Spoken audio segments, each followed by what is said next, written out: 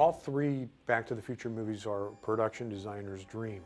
Now, in the first film, the production designer was Larry Paul, and we had decided to shoot the movie on the back lot at Universal because it simply was far more practical than going to an actual real town. We considered for a while shooting the picture up in Petaluma, California, but when we got to the reality check and realized that we would have to change out all the street lights, all the curbs would have to be modified. There were so many details that would have to be changed to go from the 80s to the 50s. It was just way too expensive and impractical to go to a distant location and do that.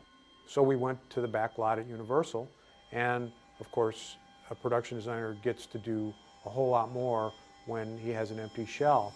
And Larry Paul just went crazy and really recreated 50s street that made everybody on the crew say, you know, this reminds me of where I grew up. It didn't matter where they grew up. Everybody said the same thing.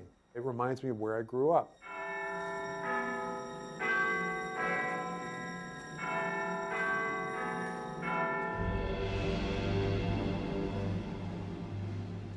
In Back to the Future Part 2, Rick Carter, our production designer, of course, had to recreate all the things that Larry Paul had already done in the first movie.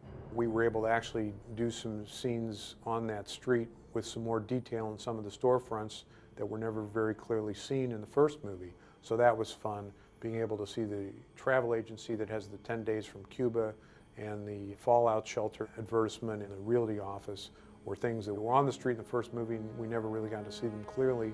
And in Part 2, you do get to see them in the 50s.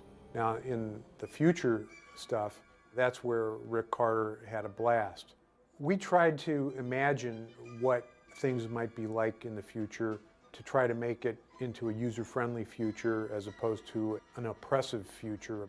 We wouldn't want to say that that's where we're going. We wanted to say it's going to be better. At the time that we made the movies, Japan was an economic powerhouse. Back then we thought, boy, if the Japanese culture continues the way it is, there'll be a much heavier Japanese influence on American culture in the year 2015.